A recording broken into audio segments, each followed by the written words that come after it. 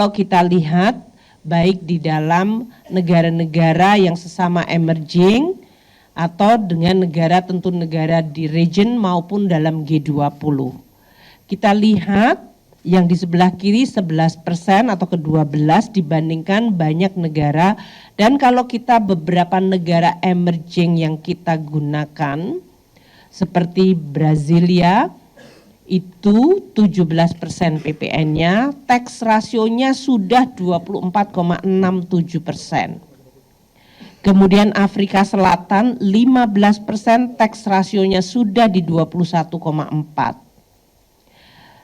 India 18% PPN dengan tax rasio mereka di 17,3%. Kemudian Turki 20% PPN-nya dengan tax rasio 16%. 12% itu adalah Filipina dengan tax rasio mereka sudah di 15,6%. Dan Meksiko PPN-nya 16%, tax rasio mereka di 14,46%. Jadi Indonesia saat ini dengan 11%, tax rasio kita masih di 10,4%, bisa memberikan gambaran pekerjaan rumah dan perbaikan yang harus kita lakukan. Tidak selalu bahwa kita harus naik setinggi yang lain, tapi ini juga menggambarkan di mana posisi Indonesia. Tadi telah disampaikan oleh Pak Menko di insentif, meskipun kita menerapkan PPN 12% secara selektif ya, secara selektif karena banyak sekali barang jasa yang bahkan tidak bayar PPN. Kami memberikan insentif perpajakan itu dalam magnitude yang sangat besar. Insentif perpajakan yang kita berikan setiap tahun sejak tahun 2020 yaitu mencapai 246, untuk tahun 2025 ini insentif perpajakannya akan melonjak hampir 2 kali lipat dibandingkan tahun 2020, mencapai 445,5 triliun rupiah.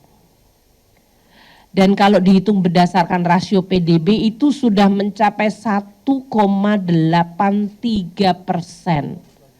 Yang lebih tinggi pada saat COVID 2020 ke 2021, waktu itu kita memberikan insentif perpajakan yang luar biasa besar hingga mencapai 1,85% dari GDP.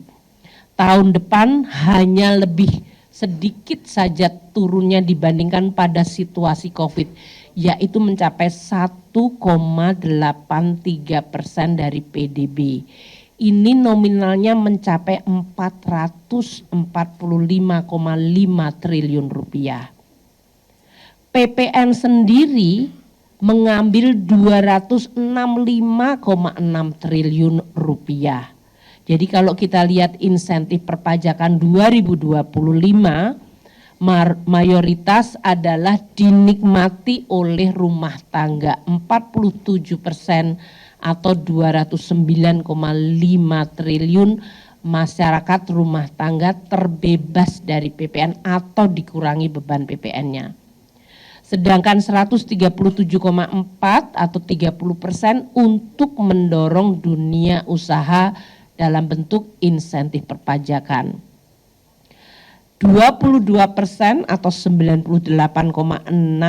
triliun insentif perpajakan untuk membantu dan mendorong UMKM. Itulah yang kita lakukan. Meskipun ada undang-undang perpajakan, ada tarif pajak, namun pemerintah tetap peka untuk mendorong barang jasa dan pelaku ekonomi. Nah, Indonesia termasuk negara yang terus mempublikasikan secara transparan insentif perpajakan ini. Kita bahkan sudah oleh BPK termasuk di dalam predikat advance untuk pembuatan laporan secara transparan insentif perpajakan kita.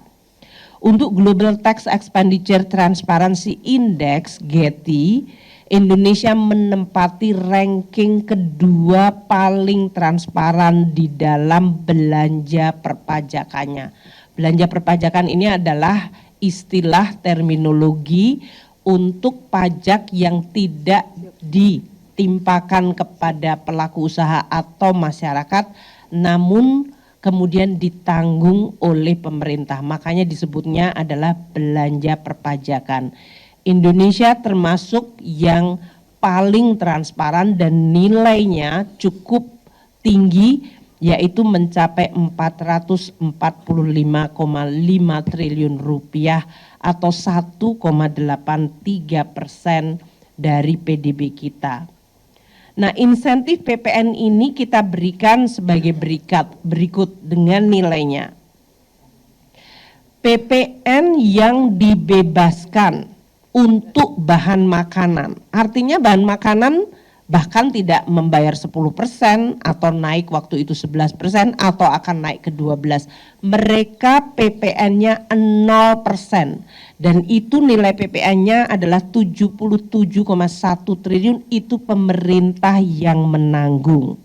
Untuk kebutuhan beras, jagung, kedelai, gula, susu segar, kacang-kacangan, unggas dan lain-lain 50,5 triliun dan hasil perikanan dan kelautan 26,6 triliun rupiah, total 77,1. Untuk UMKM PPN dengan omset usahanya 4,8 miliar per tahun, dia hanya dikenakan 0,5% final. Dan untuk UMKM ini teman-teman media, saya ulang ya, kalau omsetnya belum mencapai 500 juta tidak membayar PPh. Jadi dia tidak bayar PPh, dia tidak bayar PPN.